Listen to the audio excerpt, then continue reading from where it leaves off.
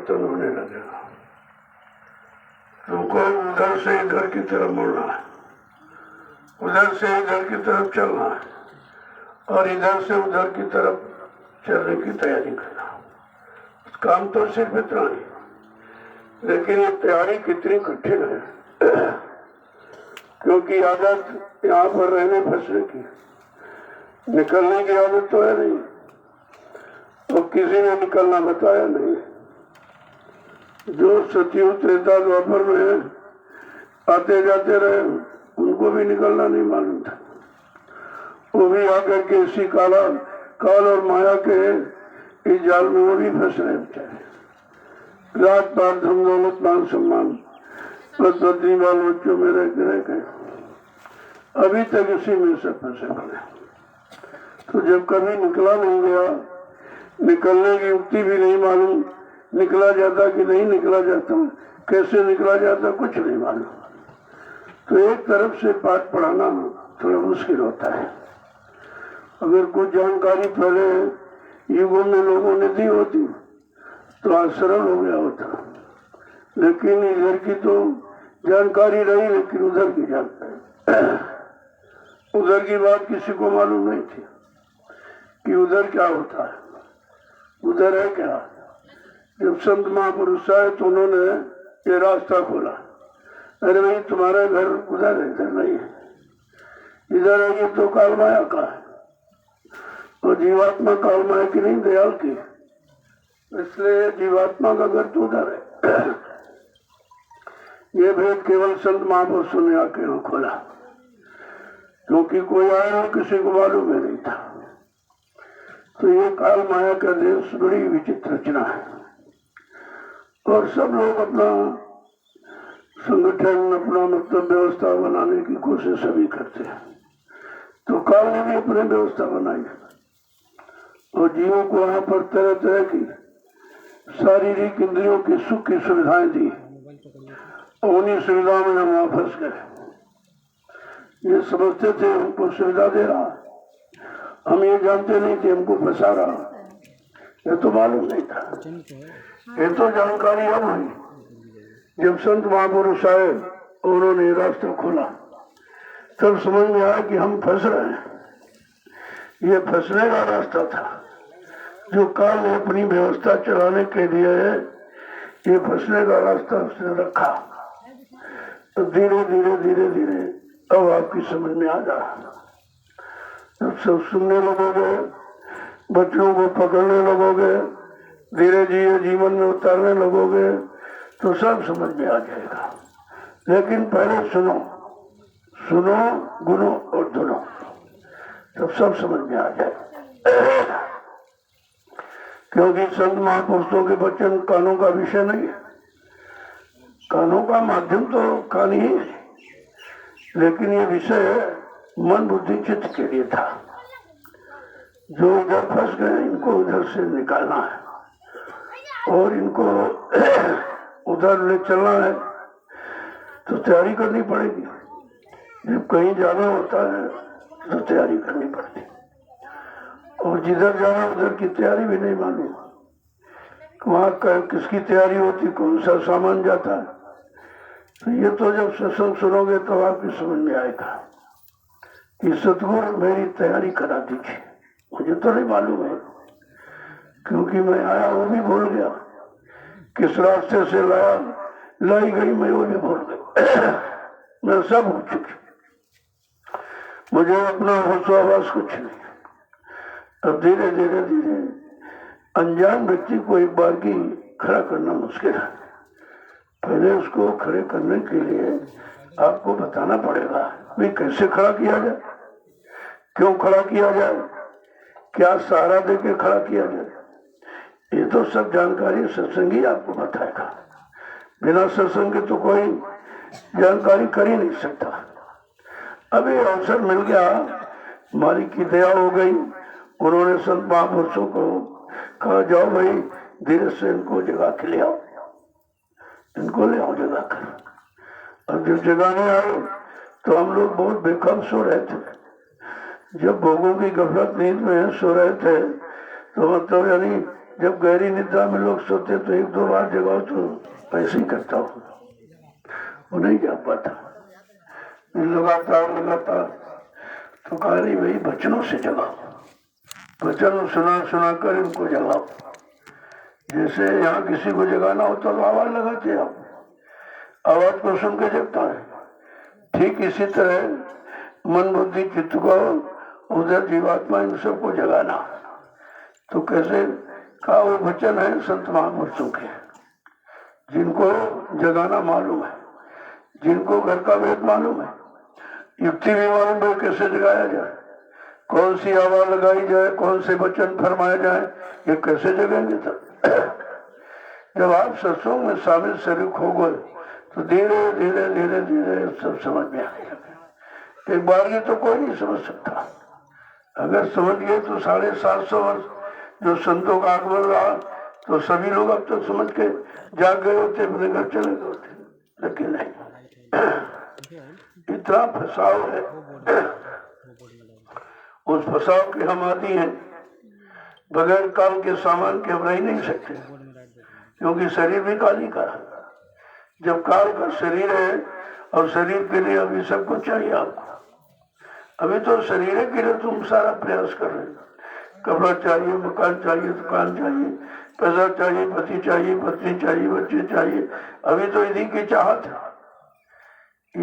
इसकी चाहत में राहत नहीं है, परेशानी है। जब चाहत शब्द की होगी, नाम की होगी, बचनों की होगी, वो चाहत तुमको राहत देती और राहत दे करके तुमको घर पहुंचाएगी। और सच्ची राहत तो जब मिलेगी जब अपने आप घर पहुंच जाओगे। जैसे यहाँ हम कितनी फैसिलिटी अवेलेबल करा दें, सुविधाएं, लेकिन 2-4-10 दिन के बाद आपको भी घर जाना। इसका मतलब है सच्ची सुख शांति अपने घर में मिलती। अब क्योंकि इस नकली घर को हमने घर मान लिया है, इसीलिए उसी तरह हम दौड़ते रहते हैं। अब ये भूल गए, अभी घर में थे तब मन करा नहीं भाई सत्संग चलो, आश्रम चलो, आश्रम चलो। अब यहाँ 10-5 दिन रहने बाद कहते घर चलो। देखो कैसा भटकाता है, घर में भी चैन नहीं लेने दिया, यहाँ भी नहीं बैठने देता। तो इस शैतान की कहना तुम कब तक मानते रहोगे और कब तक ऐसे भागते दौड़ते रहोगे। तो संत महापुरुषों ने आकर यही कहा, अरे भाई मन के कहे चलो मत कोई, अब सतगुरु कहे करो तुम सही। और वो करो जो सतगुरु सत्यदेश, जो तुम्हारा श्री घर मुकाम मंडल लोक है, वहां जाने की जो आवाज लगाते वो सुनकर तुम उधर की तरफ चलो। इधर तुम्हारा कुछ नहीं। पहली बात तो छोड़ना मुश्किल है, और छोड़ करके पकड़ना और मुश्किल है, और पकड़ करके मुखातिब होकर अपने घर की तरफ चलना भी मुश्किल है। और चल करके भी किसी मंडल में वहां भी फंस सकते हो आप, क्योंकि यहाँ तो कोई सुंदरता है नहीं। जब यहाँ गलीज और गंदगी में आप शरीरों में फंसे पड़े हो तो उधर तो पाक साफ निर्मल शरीर है, सुंदर, तो वहां तो आप निकल ही नहीं सकते। बस यहाँ से गए कहा बस आप यही छोड़ दीजिए, बहुत अच्छा है। लेकिन वो मालूम है कि अच्छा क्या है, जो तुम समझ रहे हो वो अच्छा नहीं है। जैसे माँ भोजन पका रही हो और लाल लाल अंगारा देखकर बच्चा कहे नहीं माँ खिलौना दे दीजिए, तो अज्ञानता में कह रहा, माँ तो जानती खिलौना नहीं है, ये जला देगा इसको। ठीक इसी तरह से हम सब लोग भोगों के खिलौने मांगते रहते, लेकिन जो लेने आया उसको मालूम है ये खिलौना नहीं है, ये तुम्हारे फंसने का सामान है, तो कभी नहीं देंगे। हाँ इतना तो तुम्हारे साथ किया जाता है कि भाई तुमको भूखा सोने नहीं देंगे, नंगा रहने नहीं देंगे, सामाजिक पारिवारिक कोई काम तुम्हारा रुकेगा नहीं, वो आइन टाइम पर कैसे किसी के द्वारा पूरा करा दिया जाए, लेकिन तुम भजन तो करने रहो। एक काम सिर्फ दिया था, कहा तुम्हारी सारी मनोकामनाओं को पूरा कर दिया जाएगा, लेकिन तुम भजन करने रहो। अब एक काम आप नहीं कर पाए। जहाँ सारे कामों की पूर्ति हो जाए वो काम कितना महत्वपूर्ण है, कितना लाभकारी है, लेकिन अभी हम इसका निर्णय नहीं ले पाए कि लाभकारी है कि नहीं है, मापशील है कि नहीं है, क्योंकि अभी हम उस पर टिक नहीं पाए। सुनते हैं फिर फिसल जाते, फिर सुनते, फिर फिसल जाते, फिर सुनते, फिर फिसल जाते। अभी ठहराओ, टिकाओ, और तब स्थिर प्रज्ञता जिसे कहते हैं वो नहीं आ पाई। जब स्थिर प्रज्ञता आ जाएगी तो फिर देर क्या है भाई? देर तो जब तक है जब तक हम उसको पर विश्वास और दृढ़ता मजबूती से नहीं कर पा रहे। और जिस दिन विश्वास हो गया, अरे भाई बिना विश्वास में कौन सिद्धि? बिना विश्वास के कोई काम सिद्धि नहीं होता। तो अभी न तो तुमको गुरु पर विश्वास, न उनके वचनों पर विश्वास, न उनकी नाम की युक्ति पर विश्वास, न उनकी दया पर आपको विश्वास है। तो अभी तो सब विश्वास भी अभी अंधविश्वास में फंसा हुआ है। जब तक पक्का विश्वास, पक्की दृढ़ता मजबूती अपने विचारों में नहीं होगी, तब तक तुम शुरुआत भी नहीं कर सकते, क्योंकि मन शुरुआत नहीं करने देगा। अब मन भी वही तरफ ले जाता जहां तुमको पक्का विश्वास हो गया पहले से कि यही सब कुछ है, यही सब कुछ है, ये हमारा इसी से गुजारा है, मतलब यानी उधर विश्वास है आपको ना। तो यही सब चीजें समय से लाने के लिए संत महापुरुषों ने बहुत सरल तरीका, सत्संग वचनों का प्रसारण, लोगों के कान तक आवाज को पहुंचाना। जब आवाज पहुंचेगी तो एक न एक दिन जरूर घूम के खड़ा हो जाएगी। भाई कोई हमारे लिए रोज आवाज लगा रहा, रोज हमें चिता रहा, रोज जगा जा, भाई इनको कौन सी गरज है, इनको कौन से हमारे से स्वार्थ है? जब ये निश्चल स्थिर विकता में आ जाएगी, बस उसी दिन से कार्य की शुरुआत हो जाएगी। अब ये जब संत महापुरुष आए तो उन्होंने शुरुआत किया, क्योंकि यहाँ तो ज्यादा जीव था, नहीं सोया था। अब सोया को जगाना कैसे जगाया जाए, किस युक्ति से जगाया जाए? पहले तो उसका हाथ पैर पकड़ के जगाते हो, पहले आप आवाज लगाते हो कि आवाज से नहीं जगाते हो, हाथ पैर हिलाओ हिलाओ उसके, इससे भी नहीं जगा तो तमाम तरह की युक्तियां प्रयोग करते हो। फिर पानी का छींटा मार दो, ये कर दो, जग जाएगा। इसी तरह से जब संत महापुरुष जीवात्मा को जगाने आते हैं, वो भी इस तरह का प्रयास करते हैं, तरह तरह से जगाने की युक्ति हमारे आपके साथ प्रयोग करते हैं, किसी तरह से हम जाग जाए। लेकिन जाग तो जब जाएंगे जब जागने की इच्छा हो, जबरदस्ती तो नहीं जगाया जाता। इसी वजह से जगा दो तो इसी बात फिर सो जाता, लेकिन वो भी ये महसूस करे कि हमें जगाया जा रहा किसी काम के लिए और हमें जगना चाहिए। तो संत महापुरुष ये जगाने का काम कर रहे हैं, जो वचन फरमाते हैं जगाने के लिए, जो सत्संग सुनाते हैं जगाने के लिए, जो सेवा में लगाते हैं जगाने के लिए, सुमरन भजन कराते हैं मन को जगाने के लिए, बुद्धि चित्त में मतलब यानी फरना और प्रेरणा देते हैं। देखो कितनी बड़ी मेहनत करते हैं संत महापुरुषों ने जीवों के लिए, जो परिश्रम और मेहनत किया वो किसी ने नहीं। तो किसी को क्या करे भाई, अपने को अपने की चिंता होती, तो जीवात्मा तो यहाँ किसी की थी नहीं कि उनको चिंता होती। तो जीवात्मा तो मालिक है, जब तक मालिक स्वतः या अपना भेजा हुआ कोई दूत नहीं भेजेंगे तब तक तो कोई काम नहीं होगा। पहले अपना दूत भेजते, कहा जो मेरी खबर दे दो, मेरा संदेश दे दो, ये बता दो, वो बता दो, पहले तो उनको भेजते। जब उनसे भी आप नहीं जानते किसी तौर तरीके से और उनको ले जाना है तो फिर स्वतः आ जाते और आएंगे मानो चोले में, क्योंकि जीवात्मा मानो चोले में है।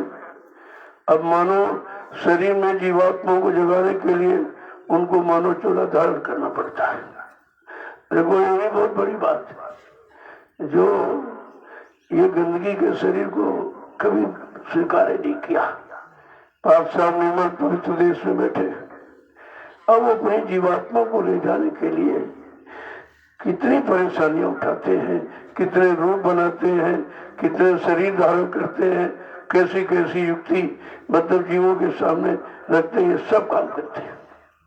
भी उनको कौन सी गरज है, क्योंकि हम लोग बेगरज हैं, अपनी गरज हमें नहीं मालूम।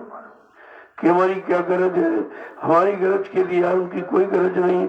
अब उनकी बात हमें सुनना चाहिए, मानना चाहिए और उनके बताए इशारे पर चलना चाहिए और धीरे से अपना काम बना लेना चाहिए। ये तो समझ और सोच एक दिन में नहीं आती, कई जन्म निकल जाते हैं। जीवन में जितनी जड़ता होगी और जड़ता की ममता उतना ज्यादा समय लगेगा, तभी तो जान नहीं पा रहा। अब ये सबकी जड़ता, सबकी ममता, सबका लगाव अलग अलग है। इसी तरह से एक बार की सबको नहीं जगाया जा सकता, तो कहा चलो इसको थोड़ा समय दे दें। वो तो सब जानते हैं कि किस तरीके से कौन जगेगा, उसके लिए कौन सी युक्ति का प्रयोग किया जाए, कौन सी युक्ति उसके लिए सरल होगी। कठिन कर दिया जाए तो कर नहीं पाओगे, और बहुत सरल कर दे तो शंका हो जाती है, फिर जाएगा कैसे। तो बीच का रास्ता अपनाते हैं। तो धीरे धीरे धीरे धीरे सत्संग सुना कर धीरे धीरे तुम्हें जगाते आहिस्ते आहिस्ते। जिन बालक पाले महतारी, जैसे माँ बच्चे को पालन करती है, लोरियां सुना के सुनाती उसको है। सब तरह तरह के बच्चे, किसी तरह से बच्चा सो जाए और सोएगा तो शरीर बढ़ेगा, हड्डियां बढ़ेंगी, धीरे धीरे ये बड़ा रूप ले लेगा। कितनी प्रयास करती है, उससे कहीं अधिक जीवात्मा सद्गुरु को प्यारी है। अब उसको कैसे प्यार देंगे, कैसे अपने में मिलाएंगे, अपनी तरफ कैसे घुमाएंगे, कैसे मोड़ेंगे, यही तो सब आपके साथ किया जा रहा। लेकिन वो समझ में आ जाए तब तो। जय गुरुदेव, जय गुरुदेव, जय गुरुदेव, जय गुरुदेव। नाम किसका? प्रभु का। जय गुरुदेव। नाम किसका? प्रभु का। जय गुरुदेव। नाम किसका? प्रभु का। प्रभु का प्यारा नाम। जय गुरुदेव। समृद्ध दयालु पूज्य स्वामी जी महाराज, आज के इस प्रातःकालीन नैमिषारण्य की तपोभूमि पर लघु सत्संग में सम्मिलित होने वाले समस्त गुरासिक परिविजन तो को बड़े सौभाग्य का समय होता है, खासकर इसका युग, और अब तो बहुत घनघोर कर चुका है। तो ऐसे समय में कोई सच्चाई का रास्ता मिला दे बता दे, इशारा कर दे, तो ये दया ही समझो आप। नहीं तो ऐसे वक्त में कोई सच्ची अच्छी काम की सलाह भी नहीं दे रहा और न कोई सच्चे अच्छे काम कर रहा। सब के अंदर इतना स्वार्थ में सब डूब गए कि उनको सेवा धर्मार्थ परमार्थ समझ भी नहीं आता, न दिखाई देता।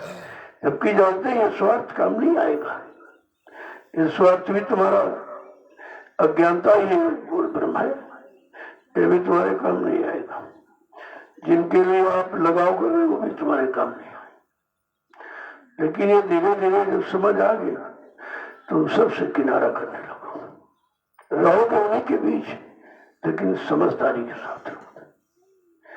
जैसे तुलाराम जी बहुत बड़े संत हुए, पूरे संत थे, लेकिन अपना बनिया का काम दुकानदारी का करते रहते थे, क्योंकि संत महापुरुष कभी अपने काम को बंद नहीं करते। जिस जाति में आते हैं जाति कर्म भी करते रहते हैं, ताकि जातियों में रहने वाले लोग अपने कर्म को भूल न जाए, कहीं उनमें कायरता ना आ जाए, घर बार छोड़ कर कहीं भाग न जाए, दूसरे के अधीन ना हो जाए। वो समझते घर बार छोड़ के हम साधु हो गए। साधु नहीं, तुम कायर हो, और कायरता में कितने का बोझा लाद लोगे, फिर कितने जन्म आपको लेने पड़ेंगे। इसलिए कलयुग में कहा साधु मत बनो।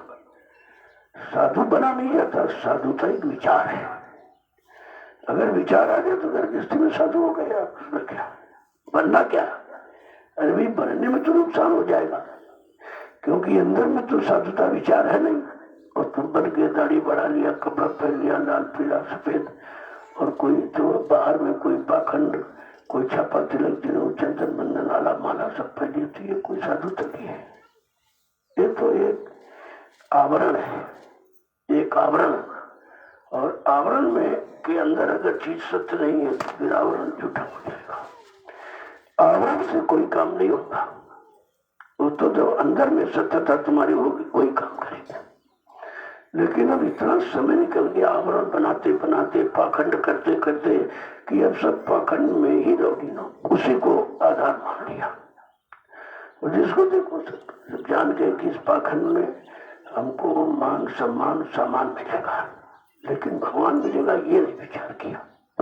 अरे भाई ये जो बेस बनाया तो मानव को पाने को नहीं बनाया था। अरे अगर मालिक को पाने का उद्देश्य नहीं हल हुआ तो ये भेष तुम्हारा नुकसान करेगा, क्योंकि तुम्हारा नकली भेष देख के लोग प्रणाम करेंगे। ये भी है, मान और सम्मान क्यों चाहे पड़ेगा सब तुझे देना, तो उस काबिल है नहीं। अब लोग बेचारे जानते नहीं, तू तो जानता है कि ये पाखंड है, ये बनावट है, मिलावट है, सजावट है, इससे अलग रहो। क्यों? भक्ति ऐसी कीजिए जान सके नहीं कोई, जैसे मेरी बात में लाली रही तुमको, ऐसी भक्ति करो कोई न देखे। भाई जब कमाई करते हो, कमाई होती तो किसी को दिखाते हो, छिपा के रखते हो, लेकिन ये भक्ति जो सत्य की कमाई है, जो जुक्ति है, जुक्ति से जो मुक्ति पाने की कमाई कर रहे हो, उसको तो बहुत छिपा के रखो। अब अगर कमाई तुम की नहीं तो छिपाओगे क्या? तो ये पाखंड हानिकारक है। अगर उसके लायक तुम्हारे में गुण नहीं है, तुम्हारे में कर्म नहीं है, तो फिर ये तुम्हारे लिए हानिकारक होगा और इसका भी खामियाजा आपको भोगना पड़ेगा। इसलिए संत मत, सादगी का मत, ऐसा लोग जैसे कोई नहीं जान पाए। क्यों? भक्ति स्वतंत्र सदा सुखानी, बिन सत्संग न पावे प्राणी। काली भक्ति स्वतंत्र है, वो किसी पाखंड में, बनावट में, सजावट में नहीं है। कहा कि भक्ति स्वतंत्र सदा सुखानी, हमेशा सुख की खानी है, खजाना है। लेकिन कहते बिन सत्संग न पावे प्राणी, बिना संतों के सत्संग के आप उससे समझ नहीं सकते। भक्ति करना कोई खेल नहीं है, खाड़ी की धारा का भक्ति करना इतना आसान नहीं है। पाखंड करना तो बहुत आसान, फट से आपने बाहर का पाखंड बना दिया और सरल, लेकिन उसको उसके अनुसार अंतर्वृत्ति को बदलना और उस पर अपने आप को खड़ा करना, ये तो बहुत मुश्किल है। और यही करना आपको यही था। तो संत मत कहता बहुत सादगी में रहो, कोई तुमको समझ न पाए। इसलिए संत महापुरुष जिन जिन जातियों में आए, लेकिन कोई पहचान नहीं पाया। बहुत सादगी में, उनका कोई भेष नहीं था, किसी तरह का कोई पाखंड नहीं था, और ना पाखंड किया, न कभी किसी को सिखाया। क्योंकि जानते हैं कि पाखंड सच्चाई से दूर रख रहा, सत्यता से दूर करेगा, अच्छे रास्ते से दूर करेगा और नकली रास्ते पर खड़ा करेगा और झूठा मान सम्मान दिलाएगा। फिर वो मान सम्मान तुम्हारे भोग का कारण बन जाएगा। इसलिए संत मत कुछ नहीं, बिल्कुल सादगी में लोग कोई समझ ना पाए, ऐसा छिपा के रखो अपने आप को। अब जब तुम कुछ है ही नहीं, तुम दर्शाते क्यों कुछ है नहीं, लेकिन लोग उनको माने कि हम साधु हैं, हम बहुत बड़े भक्त हैं, बहुत बड़े साधक हैं, और बाहर का वेश बना लिया और लोगों ने साधक का सम्मान दिया और तुम बाधक साधक हो नहीं, तो सम्मान तुम्हारा नहीं था और लिया है तो वो कर्जा बन जाएगा। एक तरह से तुम कर्जा यहाँ निपटाने आए हो कि कर्जे चढ़ाने आए हो, लेकिन बातें नहीं सुनते। जरा सा किसी को सेवा का अवसर दे दो तो फट से पाखंड बने घुस जाता है कि हमको लोग गुरु मानने लगे, हमें लोग सब कुछ मानने लगे। अरे तुम ये समझो को हमको मत मानो, हम जिनके लिए आए हैं मन माने तुम उनको मानो, हम भी उन्हीं को मानते और तुम भी उन्हीं को मानो। बात तो असली है, जैसे हम गुरु को मानते ऐसे तुम भी अपने गुरु को मानो। जानकारी तो बगैर सत्संग के तो होगी नहीं, तो इसलिए पाखंड से बचो जितना दूर, क्योंकि पाखंड काल का जबरदस्त सामान है, इसी में फंस देगा और सच्चाई हकीकत से बहुत दूर कर देगा। तुमको देखकर सुनकर तो लोग बदल जाएंगे, लेकिन तुम ऐसे रह जाओगे खाली के खाली। पर उपदेश कुशल बहुतेरे, ये आचरण तिन्नर न गनेरे।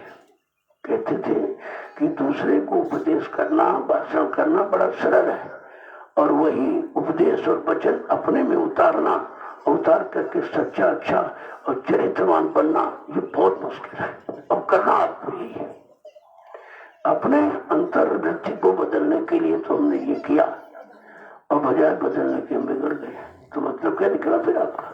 समय बेकार चला गया। लोग तो लाभ उठा जाएंगे, लेकिन तुम नहीं कुछ कर पाओगे। जैसे उदाहरण के लिए जब कहीं जाते तो सड़क पर देखा मील का पत्थर लगा हुआ था, उसमें लिखा इतने किलोमीटर रास्ता, बता रहा सही, लेकिन कभी गया नहीं और न कभी जाएगा। उसको देर पढ़ करके तमाम लोग पहुंच गए, लेकिन वो अपनी जगह गड़ा है। इसलिए कहा भाई ईंट के पत्थर मत बनो, वो पत्थर मत बनो, आप कुछ चल करके, कुछ कर करके अपने आप को बदलो और मंजिल की तरफ ले जाने का पूरा प्रयास करो, तो समझ में सब आ जाएगा। इसीलिए कहा करनी ऐसी कीजिए जान सके नहीं कोई। वो करनी अध्यात्म की करनी ऐसी करो जो कोई समझे ना। समझ लेगा तो आपको लूट लेगा, कोई पैर छू के लूट लेगा, कोई सामान दे के लूट लेगा, कोई और सम्मान किसी सम्मान करके लूट लेगा। तरह तरह से ये सब लुटेरे ही खड़े तुम्हारे सामान को लूटने वाले, और तुम क्या समझते हो बड़ा सम्मान हो रहा, बड़ा आदर कर रहे हैं, बहुत लोग प्रेम करते हैं, लेकिन वो धोखा है।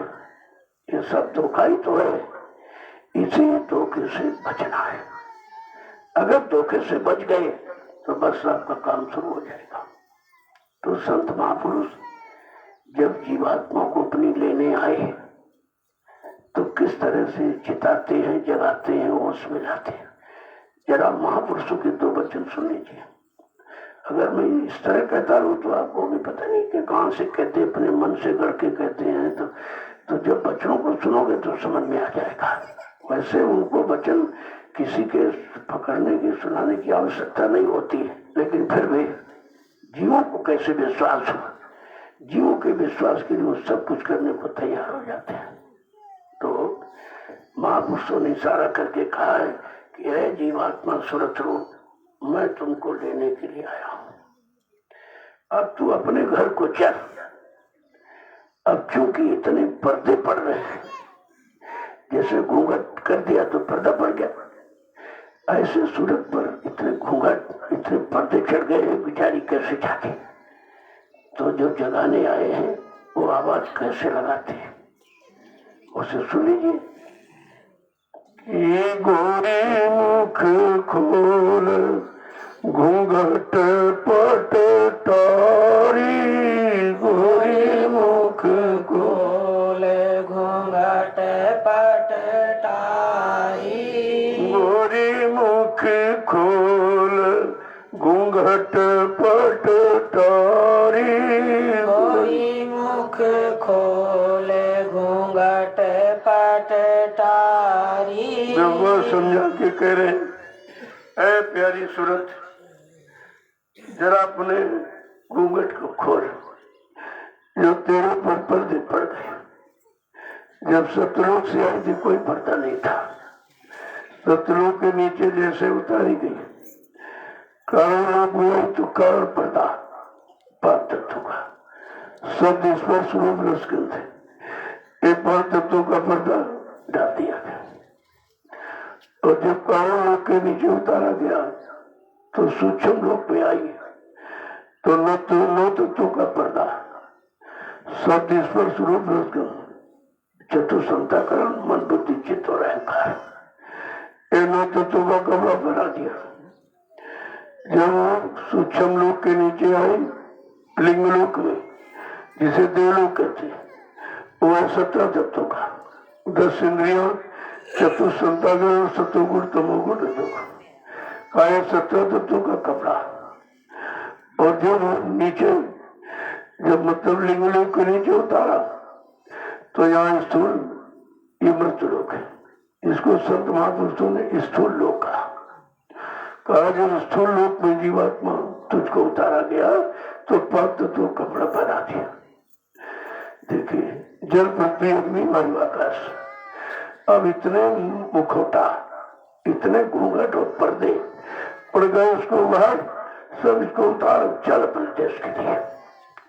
तो किस तरह से ऐ प्यारी सूरत जीवात्मा, मैं तेरे देश से तुझे लेने के लिए आया हूँ।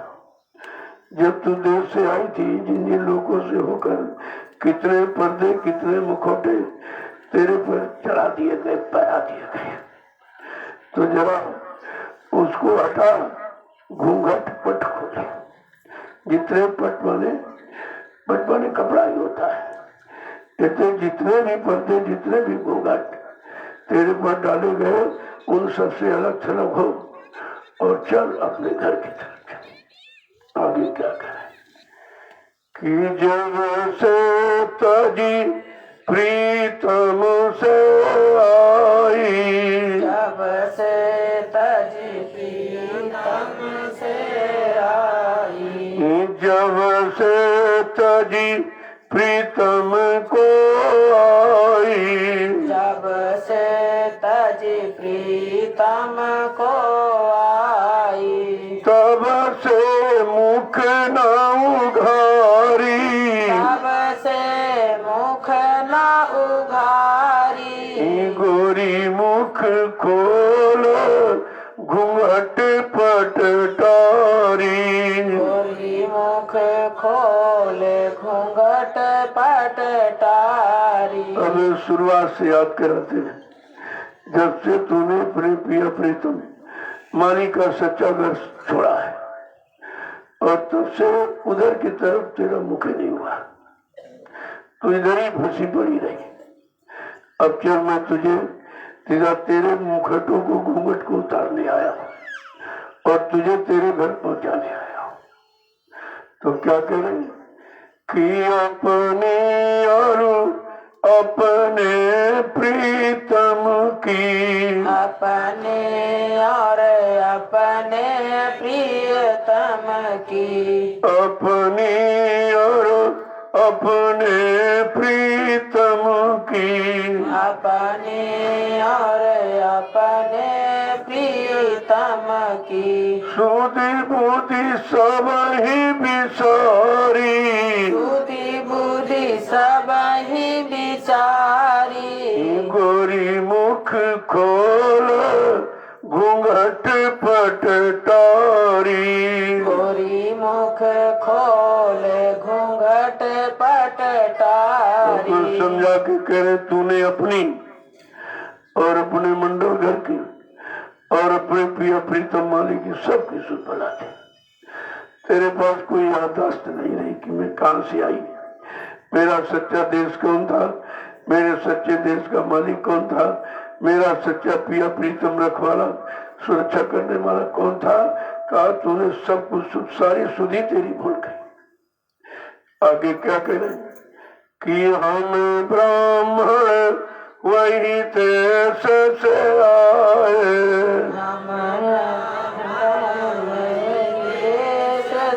हम ब्राह्मण वही देश से आए, हम ब्राह्मण वही देश से आए, करो विश्वास हमारी, करो विश्वास हमारी, गोरी मुख खोल घूंघट पट टारी, गोरी मुख खोले घूंघट पट टारी। कहते हम ब्रह्म ज्ञानी, हम ब्रह्म पार ब्रह्म महाकाल सत्पुरुष सबको देखा और सबसे मिलके आया और चल तो हम पर विश्वास कर, मैं तेरे देश तेरे घर से ही आया हूँ और तुझे लेने के लिए आया हूँ।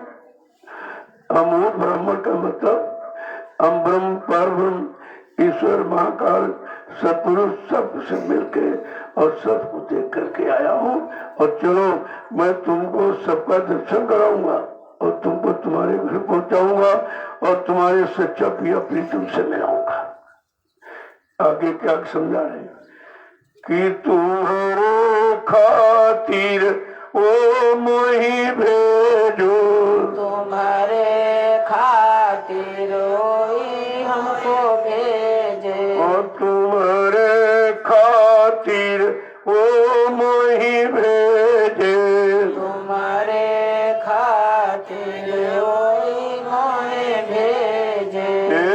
मोहि संग चलो प्रिय प्यारी, मोहि संग चलो प्रिय प्यारी। गोरी मुख खोल घूंघट पट टारी, गोरी मुख खोले घूंघट पट टारी। कहते उन्होंने हमको तेरे कारण भेजा, जाओ हमारी सुते रूह जीवात्मा को जगा के ले आओ, इनको घर पहुंचा के। उनको कोई होश नहीं रहा, उसे भूल गई। जब से गई है तब से सारी सुध बुध अपनी भुला दी।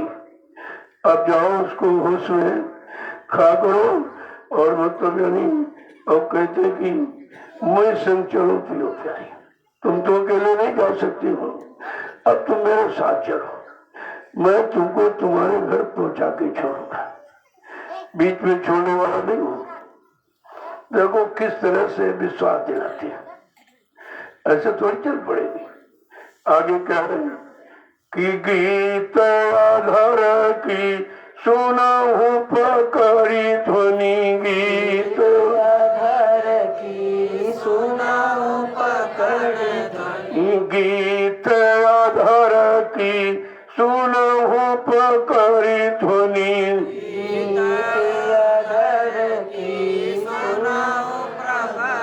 चला भूल खऊ छवि न्यारी,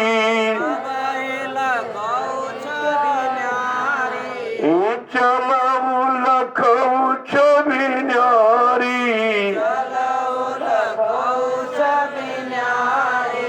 गोरी मुख खोल घूंघट पट टारी, गोरी मुख खोले घूंघट पट टारी। ऐसी सुंदर आवाज, सुंदर वाणी जैसे गीतों में होती है, उससे भी करोड़ गुना सुंदर आवाज। जो आ रही उसको पकड़ो और ध्वनि को सुनकर पकड़ करके तुम्हारे घर की तरफ जाओ। तुम्हारा हर आवाज सत्य ही है। क्या कह रहे हो? चलो रखो छपनियारी, और वहां चल करके ऐसी छवि, ऐसी सुंदरता जो किसी लोक में नहीं। मृत्युलोक तो है ही नहीं, तो गंदगी का लोक है।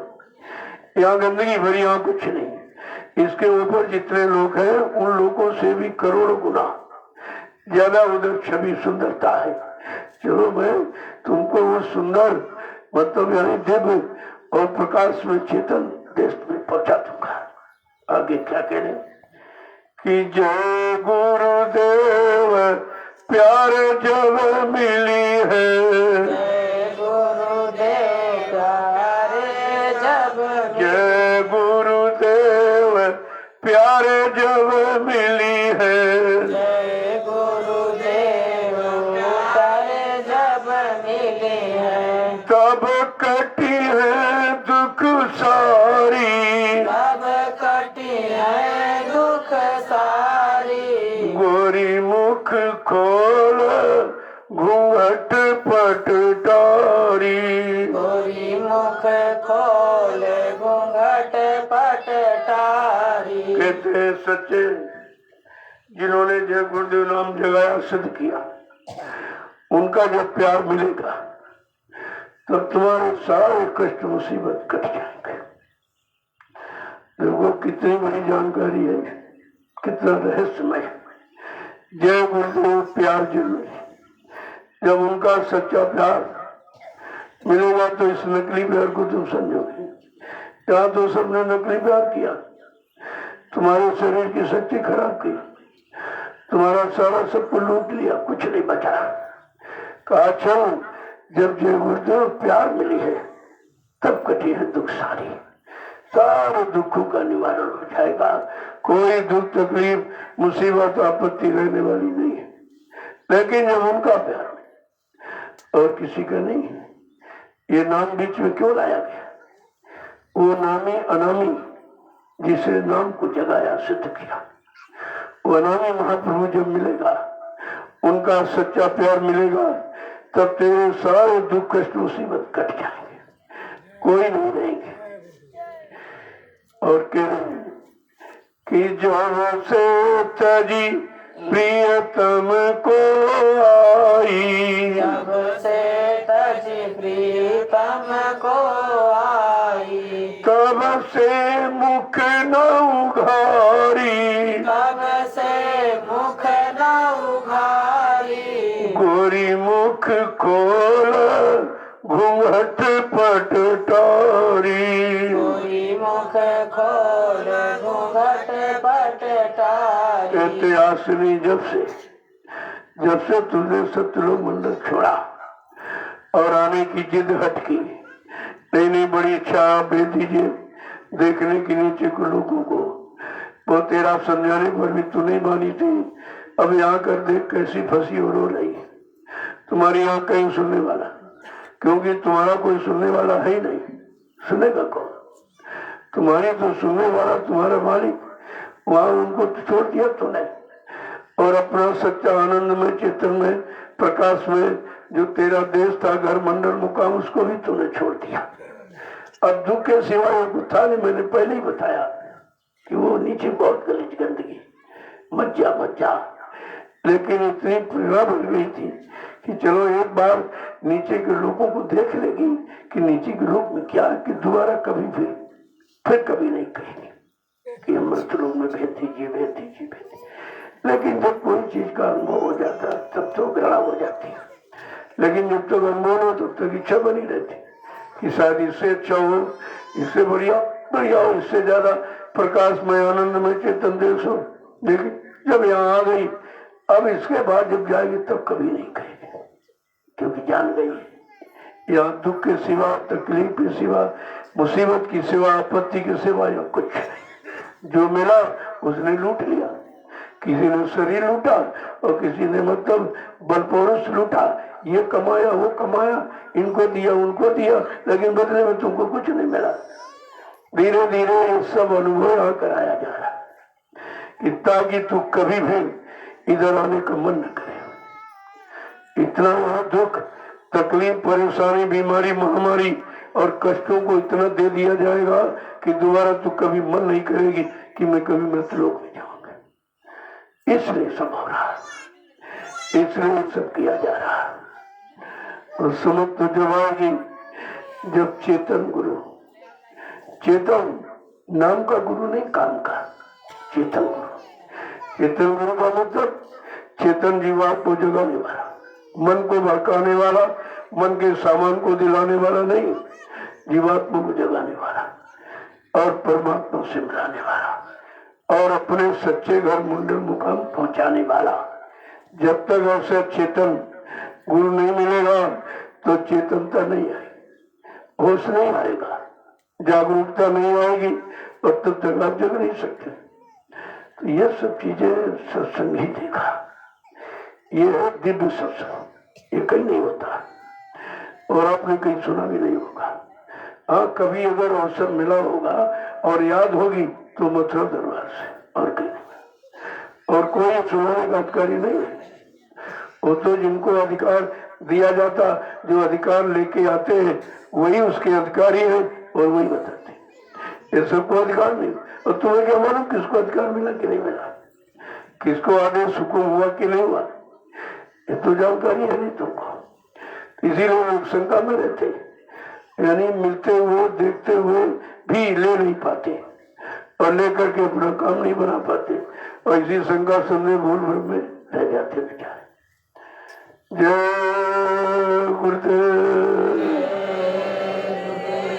जय गुरुदेव, जय गुरुदेव। नाम किसका, जय गुरुदेव। नाम किसका, प्रभु का प्यारा नाम। जरा खड़े हो जाइए तो देखो, उतना सुनो जितना समझो। ये नहीं आगे पाठ पीछे से पाठ मतलब कहने का, कहानी किससे नहीं है। सुनते जाओ बोलते जाओ, सुनते जाओ बोलते। एक एक वचन को पकड़ो, एक भी वचन अगर पकड़ में आ गया उसी से काम हो जाएगा। वो तो मन की पकड़ है कि उसने किस वचन को पकड़ा। तो जब वचनों को पकड़ोगे तभी तो चलोगे। तुम्हारी पकड़ ढीली है और तुम्हें काल के सामान की पकड़ तुम्हारी अच्छी है, क्योंकि उसी को हमेशा से पकड़ते रहे, आदत है। लेकिन अब सत्य की पकड़, दयाल की पकड़ भी नहीं है। अब दयाल की पकड़ कब होगी? जब तुम दोनों हाथों से काल का सामान पकड़े हो, तो दयाल का कहां से पकड़ोगे? तो ये हाथों से हाथों को खाली करना पड़ेगा। जो तुम्हारी पकड़ इधर की, उसको ढीली करो। धीरे धीरे धीरे धीरे उस पकड़ के मन के बारे में सोचो। जिनको हमने पकड़ा उन्होंने तुम्हारा कोई सहयोग किया? जिसने पकड़ा अपने मतलब के लिए पकड़ा, अपने स्वार्थ के लिए। किसी को शरीर का, भोगों का स्वार्थ, किसी को मतलब कमाई का स्वार्थ, किसी को और कोई स्वार्थ। बिना स्वार्थ का यहाँ कोई साथी नहीं बनेगा। हाँ, परमार्थ का साथी केवल सदगुरु होते। उनको तुम्हारे स्वार्थ से कोई मतलब, तुम्हारे शरीर से, रूप से, रंग से, जात से, पाती से, धन से, दौलत, इससे उनका कोई मतलब नहीं। उनका केवल मतलब है अपनी जीवात्मा से। और चूंकि जीवात्मा शरीर में बैठी, इसलिए शरीर से मतलब रखते हैं कि शरीर को निरोग रखो, विषय भोगों से उसको बचा के रखो, अच्छे खान पान में इसको रखो, अच्छी संग सोबत में रखो, अच्छे कर्म कराने में इसको रखो, ताकि ये कवर ठीक बना रहे। तो मेरी जीवात्मा काफी समय तक इसमें रह पाएगी तो भजन कर लेगी। बाकी उनका तुम्हारे शरीर से कोई मतलब नहीं है। केवल मतलब इसलिए है किसी तरह से तुम राजी हो जाओ और मतलब इस काम में लग जाओ। लोगों की कितनी बड़ी हमदर्दी। जगत के सारे रिश्ते झूठे, केवल सदगुरु का सच्चा प्यार वो सच्चा है। क्योंकि उनका प्यार तुम्हारे से नहीं, उनको प्यार अपनी जीवात्मा से। अब क्योंकि तुमसे क्यों है? क्योंकि शरीर में जीवात्मा है। तो जैसे कोई सामान हम खरीदते, अगर कवर फटा हो तो कहते यार जरूर निकाल के देखा गया हो, या तो प्रयोग किया गया, ये सामान ठीक नहीं, तो कवर को हम पहले देखते। अब ये मानव शरीर कवर है जीवात्मा का। हम आज तक यही नहीं समझ पाए, ये जीवात्मा का कवर है और चमड़े का कवर है, और कोई धातु का तो है नहीं। ये चमड़े का कवर जीवात्मा का, और जीवात्मा मालिक की है। अब अपनी जीवात्मा की सुरक्षा के लिए ये कवर उसने बनाया 5 तत्वों का, जल, पृथ्वी, अग्नि, वायु, आकाश, 5 मसालों को मिलाकर और विचित्र कारीगरी से ये कवर बना के तैयार किया, और इसी कवर में अपनी चेतन जीवात्मा को बैठा दिया। बस बात इतनी ही है। अब इसे हम अभी तो नहीं सोच पा रहे। ये कवर है जीवात्मा का, तुम इसी में फंस गए। इसी को सजाने में, खिलाने में, पिलाने में सारा समय जीवन का नष्ट कर देते हो, और ये नहीं समझ पाते ये शरीर नहीं, ये जीवात्मा का कवर है। और कवर से लाभ कुछ मिलेगा नहीं। कवर केवल सुरक्षा की होता, सामान की सुरक्षा के लिए। और सामान क्या है? जीवात्मा है। उसकी सुरक्षा के लिए ये कवर उसने बना दिया और कहा भाई इस कवर को सुरक्षित रखना, इसको कमजोर मत करना। जितने ज्यादा दिन ये रह जाएगा उतने ज्यादा दिन आप भजन कर लो। लेकिन तुमने सब भोगों में खराब कर दिया, सब शक्ति को निचोड़ दिया। जैसे कपड़ा निचोड़ते हो ऐसे आपने शरीर को निचोड़ दिया। अभी इसमें कुछ रहा नहीं, कमजोर हो गया। जब कमजोर हो गया तो बीमारियां घेर लेती, बीमारी जब ही दौड़ती। कोई तुम्हारे बर्बाद कब करेगा? जब तुम कमजोर हो गए, उसे समझो तुम्हारे पास नहीं आएगा। तो कहा कि भाई अब इसको कवर को मजबूत रखो, गंदा मत करो, और जो समय बचा है उसी समय में जीवात्मा का काम करो। लोगों कितना सर, वैसे कोई सारा देने नहीं आता। जितनी शक्तियां किसी ने भी कहा, वो तो आज उन्होंने समझाया कि और बाहर का ये धर्म कर्म और नहीं किया कर्म मारो काटो, मार काट, कुछ नहीं किया। ये सुधार थोड़ी किया हो। अरे संहार कभी सुधार नहीं होता, संहार सुधार होती। संहार करने कोई नहीं आया, संहार करने आया, उन्हीं को तुमने भगवान मान लिया। भगवान भाग्यवान, जो मतलब भाग्य का मान माने निर्माण करते। तो किसके भाग का किया? प्रहलाद के भाग का, ध्रुव के भाग का। उधर विभीषण का भाग बना दिया, उधर ग्वाल वालों गुप्तकाओं का भाग बना दिया, मतलब यानी। लेकिन जीवात्मा का तो भाग नहीं जगा, जीवात्मा को तो नहीं जगाया, न उनको घर पहुंचाया। ये तो काम उन्होंने किया नहीं। इसलिए तुमको काल भगवान की जरूरत थी कि दयाल भगवान की? दयाल भगवान तो मार काट करने आया, उसका इतिहास रोज पढ़ते हो, लेकिन दयाल भगवान संभाल करने आया। हमें तो अपने पाप कर्मों की माफी दिलाने वाला चाहिए, सजा सुनाने वाला नहीं चाहिए। तो कम से कम बात को समझना चाहिए। जय गुरुदेव, जय गुरुदेव, जय गुरुदेव, जय गुरुदेव। नाम किसका? जय गुरुदेव। नाम किसका? प्रभु का प्यारा नाम। ये बार बार नाम क्यों उच्चारण किया जाए कि कहीं धोखे में ये न चलो कि जय गुरुदेव नाम हरि का या जय गुरुदेव नाम राम का या कृष्ण का। कहते नहीं, खाल सखी वो नहीं, ये प्रभु का नाम। प्रभु दयालु, जो सारी सत्ता प्रभु की, अब सत्ताधारी आया तो अपनी जीवात्मा को घर पहुंचाने के लिए वो कितना इसलिए बार बार याद कराए। जय गुरुदेव नाम किसका है? कहते प्रभु का। प्रभु का नाम जय गुरुदेव, कि तुम ये कहीं धोखे नहीं पड़ जाना कि जय गुरुदेव नाम वैसा तो नहीं जैसे हरि नाम आया तो हिरण्यकश्यप को मार डाला, राम नाम आया तो रावण को मार डाला, कृष्ण नाम आया तो कंस को मार डाला। क्या ऐसा तो कोई मारने वाला नाम तो नहीं? कहते नहीं, प्रभु का नाम। ये बचाने वाला है, ये रक्षा करने वाला, हिफाजत करने वाला। इसलिए कलयुग का जगह है नाम अलग।